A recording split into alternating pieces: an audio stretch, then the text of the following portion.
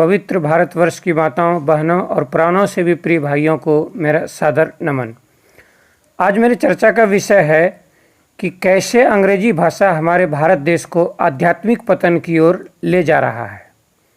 कैसे अंग्रेजी के शब्दों का गलत हिंदी अनुवाद करके हम सनातन हिंदुओं के आँखों को अज्ञान रूपी अंधकार से अंधा किया जा रहा है, ताकि हम धर्म के सही रास्ते पर आगे न बढ़ सकें।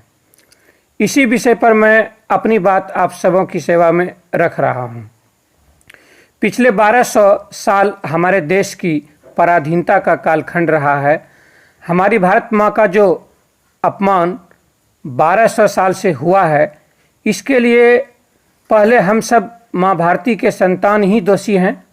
हम सब धर्म विमुख हुए, इसलिए हमारी बुद्धि कमज़ोर हुई। तभी देश की सीमा पर जब देश के शत्रु आए, अंग्रेज आए, हमने बिना उसके स्वभाव का अध्ययन किए ही उदारता के नाम पर उसे व्यापार के लिए जगह दे दिया। इसी प्रकार जितने भी विदेशी आक्रांताएं आए, उन सबको हमने या तो उदारता के नाम पर जगह दिया या राष्ट्र हित की परवाह न करते हुए अपने व्यक्तिगत स्वार्थ के लिए उसे जगह दिया, और इसका परिणाम राष्ट्र अब तक भुगत रहा है।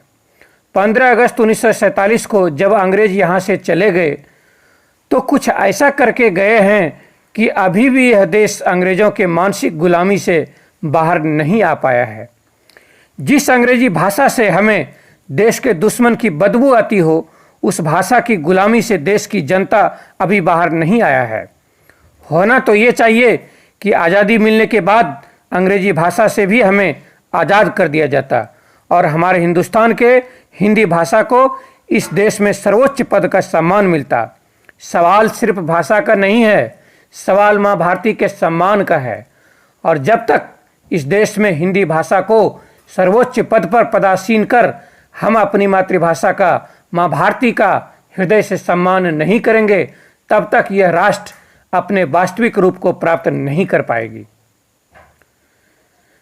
दो खतरनाक यूरोपियन वर्ड है, सेक्युलर और रिलीजन। सेक्युलर का मीनिंग होता है पंथ निरपेक्ष या मजहब निरपेक्ष, और रिलीजन का मीनिंग है पंथ या मजहब। लेकिन हमारे देश की जनता को गुमराह किया गया और अंग्रेजी डिक्शनरी में किसी एजेंडे के तहत इसका गलत हिंदी ट्रांसलेशन किया गया। सेक्युलर का मीनिंग धर्मनिरपेक्ष और रिलीजन का मीनिंग धर्म जानबूझकर किया गया, जो कि गलत है। उसके बाद उस एजेंडे को लाया गया जिसके लिए ये रॉन्ग ट्रांसलेशन किया गया। एक झूठ फैलाया गया सारे देश में कि सारे धर्म बराबर हैं, सारे धर्म होंगे तभी तो बराबर होंगे, जबकि सच्चाई यह है कि धर्म तो एक ही है और वह है सनातन धर्म। सृष्टि के प्रारंभ से था, है और रहेगा, बाकी सब पंथ हैं। इस तरह से आपके सामने कन्फ्यूजन क्रिएशन किया गया।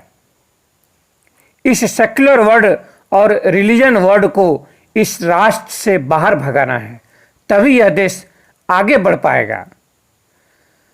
आप सबसे मेरी प्रार्थना है कि हिंदी भाषा के साथ अपने स्वाभिमान को जोड़ें, गर्व से हिंदी बोलें और हिंदी बोलने वाले भाग्यशाली मनुष्य को उत्साहित करें, उसका मनोबल बढ़ाएं और माँ भारती का सम्मान करें।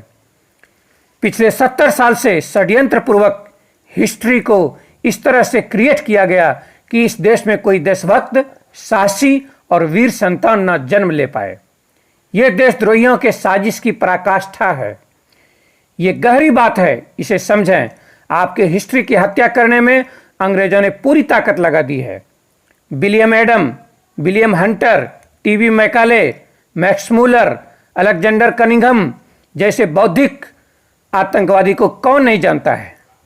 आपको हिस्ट्री में एज इट इज नहीं बताया जाता है, सत्य को छिपा लिया जाता है, सत्य के जगह असत्य को रखा जाता है, ताकि आपका आदर्श असत्य हो जाए और आप अपने देश के वास्तविक इतिहास को ना जान पाएं, उससे दूर रहें।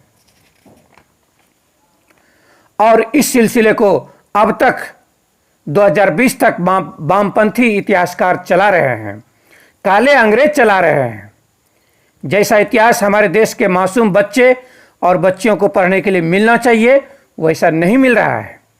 देश के अमर शहीदों ने इस देश की स्वतंत्रता के लिए अपने प्राणों का बलिदान दिया है। अब हम सभी देशवासियों का कर्तव्य है कि सब संगठित होकर देश के इतिहास के लिए, इतिहास की रक्षा के लिए सोचेंगे। सर्वोत्तम हिंदी भाषा को उसका खोया हुआ सम्मान वापस करेंगे।